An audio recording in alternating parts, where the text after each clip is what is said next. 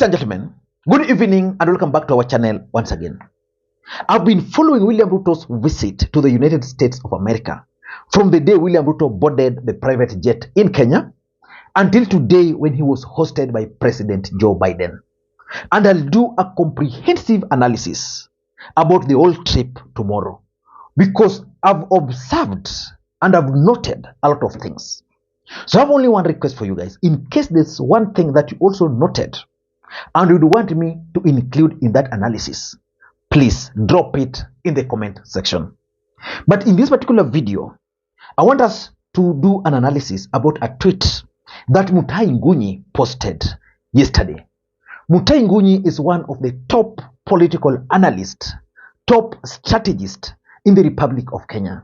During President Uhuru Kenyatta's time, MUTAHI Ngunyi was the main advisor to the president. The fact is, MUTAHI Ngunyi is also the one who coined the tyranny of numbers that helped Uhuru Kenyatta and William Ruto to win the presidency. Again, MUTAHI Ngunyi is the one who crafted the hustler narrative. So there's a tweet he made yesterday, which is going to form the basis of this analysis. So let me just read for you that tweet. And first of all, let me take you to some 4 days ago. You also made some very funny twist there. That, dear Rigiji, resist the urge to fight William Ruto too early. Not over military choppers or the size of sandwiches at State House. Resist. And Uhuru is only interested in you to destroy you. Trust me. Now that is MUTAHI Ngunyi advising Rigathi Gachagua. That Rigathi Gachagua is not telling Rigathi Gachagua not to fight Ruto. He's only telling Rigathi Gachagua that it is too early. But I don't want to get into that. Let me get the tweet, which is the basis of this analysis. This is what he posted. Now, this is what MUTAHI Ngunyi posted. We have mountain Kikuyus and valley Kikuyus.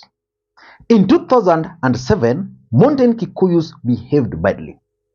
Those who suffered were the valley Kikuyus.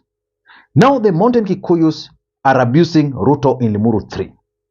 Why should the valley Kikuyus in Molo and Kerusoi follow this foolishness? 0. Not unity.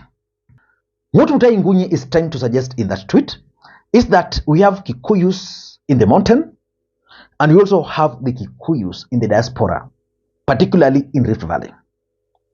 And is reminding them of the 2007. In 2007, the Kikuyus in the valley were attacked by the Kalenjins. William Ruto is the president of the Republic of Kenya. He comes from Rift Valley and is a Kalenjin.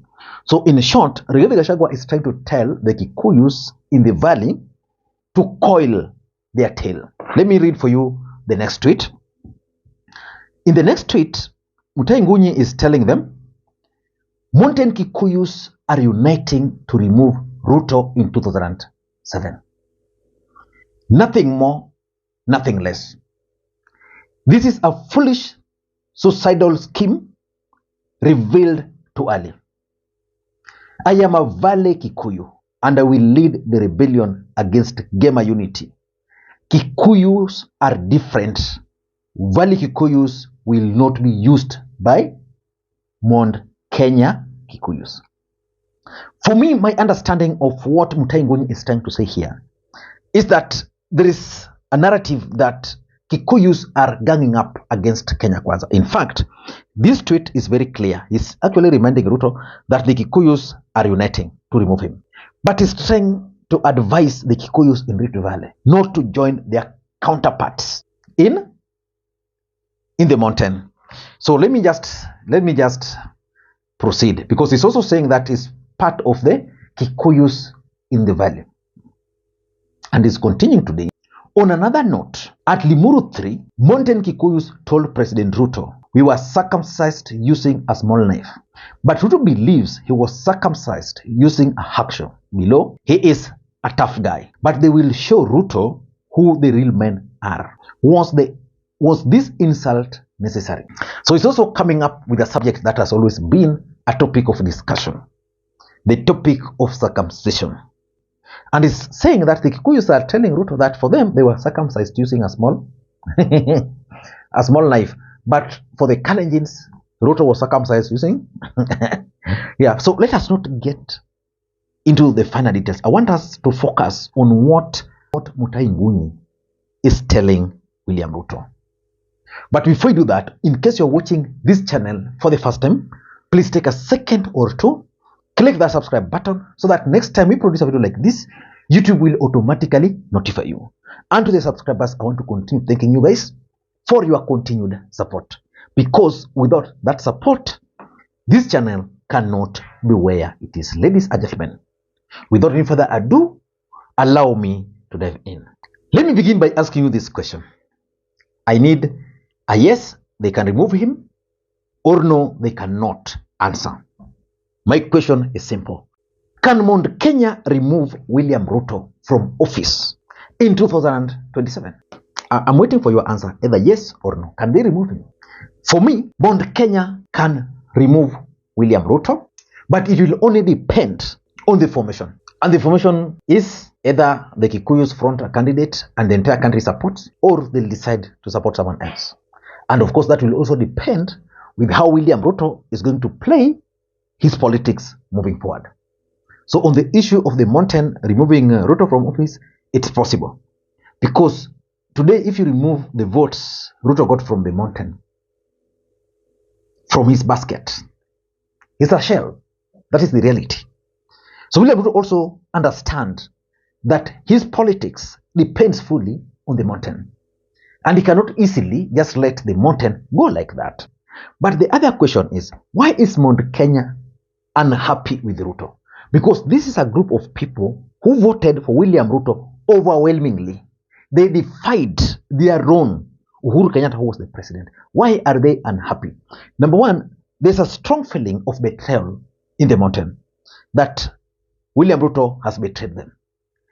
If you add to Rigathi Gachagua saga of late, everybody is now saying they've been playing. And of course, there's also the narrative which is gaining currency in the mountain that this Kenya Kwanza government is benefiting more the Kalenjin nation. That's why in her speech, Wamushoba was like, he knows 272 Kikuyus who have been kicked out of key government positions and replaced either by someone from the Luhya nation and mostly from the Kalenjin. Number two, and this is something which most Kenyans don't want to agree. The other reason why the Kikuyus are rebelling against Ruto is because of the alleged handshake between Ruto and Raila Odinga. The truth is there was a handshake between Ruto and Raila. And that can explain why two of Raila Odinga's allies are actually with William Ruto in the United States of America. There is no way Opiyo and I, of all the people, can defy Raila Odinga to go to the US if he was not allowed to do that. So that Raila handshake could be a contributing factor to the rebellion against William Ruto. Number three, the Kenya Kwanza failure. Of course, everybody is feeling the heat. As much as Kenyans want to blame Kenya Kwanza government, but everybody is feeling the heat. So because everybody is feeling the heat of the economy, they are blaming it on Kenya Kwanza government and on Ruto in particular. Because remember, William Ruto gave these guys hope. He gave them promises. And of course, number four, the hustler narrative has also died. It is the hustler narrative that William Ruto used to rally the mountain against a cause. And that cause was none other than the dynasty, Uhuru and Raila. And they were told that all your problems begins and ends with the dynasty. So if you remove the dynasty, your life will be so easy. Everything, you'll like be in paradise. Now they have realized that's not possible. And of course, there's also the reality of politics. After voting with emotions, the next day you wake up, you go to your coffee farm, no return. You go for bursary, you get 3,000. Well, you read on paper that there are those who are getting 100,000. So the reality is now dawning on them. And the main reality is actually the one man, one vote, one schedule.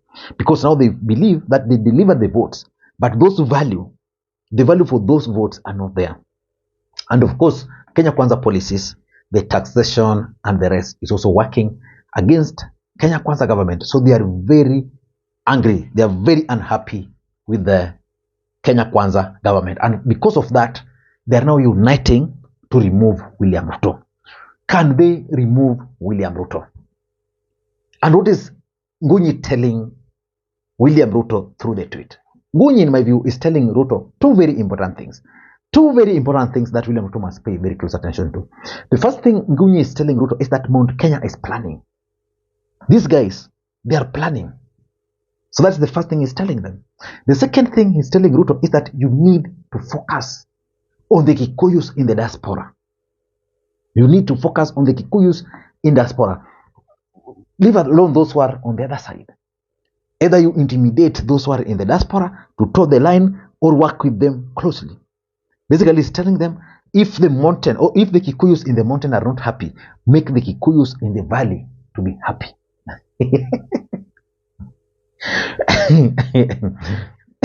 But can the Kikuyu nation succeed in removing Ruto from office? Let me explain. Number one, they can only succeed if they can agree to support someone else in 2027. So the question is the Kikuyu nation ready to support someone else outside their cocoon? Because they trade with Ruto, they feel betrayed. Can they support someone else? And the option is actually very narrow. They can support Kalonzo Musyoka. And in that case, pray that Raila Odinga is also going to support Kalonzo Musyoka. If they support Kalonzo Musyoka, it means Kalonzo Musyoka is likely to be in office 10 years. So they'll say, okay, we don't have the presidency right now. We are with Ruto. Second term, we don't want him. Because if you allow him second term, you're going to have a problem. We might not know he's going to support Mudavadi. So let us bank on Kalonzo. But the other bet for them is Raila Odinga. So they can convince Raila Odinga. Things went the other side, the other time the way we didn't want. Now we've learned our lessons.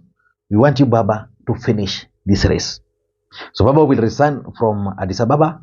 Come, they give him a running mate. They give him the money for campaign. And Baba is going to contest. And they are going to make one or two prayers. That Raila Odinga will only serve one term because of advanced age. Or probably, after first term of Raila Odinga, they can now have a candidate ready for the presidency.